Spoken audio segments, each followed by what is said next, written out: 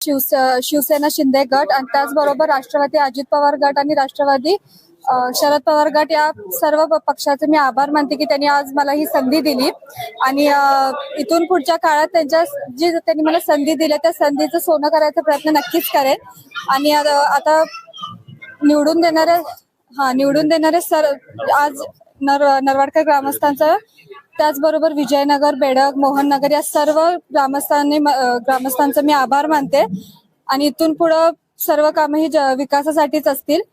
धन्यवाद. निश्चितच या संधीचं सोनं करेन. जनतेने जो विश्वास दाखवला त्या विश्वासाला सार्थ करण्याचा प्रयत्न नक्कीच असेल.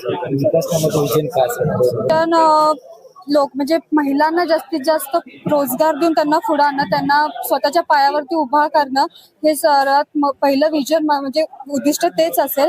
त्याचबरोबर गावात छोटे रस्ते असू देत, पाणी असू देत, त्या सगळ्या छोट्या छोट्या गोष्टींवरती लक्ष घालून त्याच्यावरती काम करायचा प्रयत्नच असेल. ग्रामीण भागात शिक्षणाची काही दुरावस्था हो, शिक्षण महत्वाचं आहे त्यामुळं म्हणजे त्याच्यावरती काम नक्कीच केलं जाईल. तिथे जाऊन पहिला नेमकी समस्या काय आहेत, काय कोणत्या गोष्टीच्या अपूर्ण गोष्टी आहेत त्या गोष्टी जाणून घेऊन तिथं त्या गोष्टींवरती काम करण्याचा प्रयत्न नक्कीच असेल. सध्या MBA फर्स्ट इयरला शिकत आहे आणि कोणताही राजकीय वारसा नाहीये. आमच्या घरातून मी पहिलीच निवडणुकीत उभारलेली सदस्य आहे.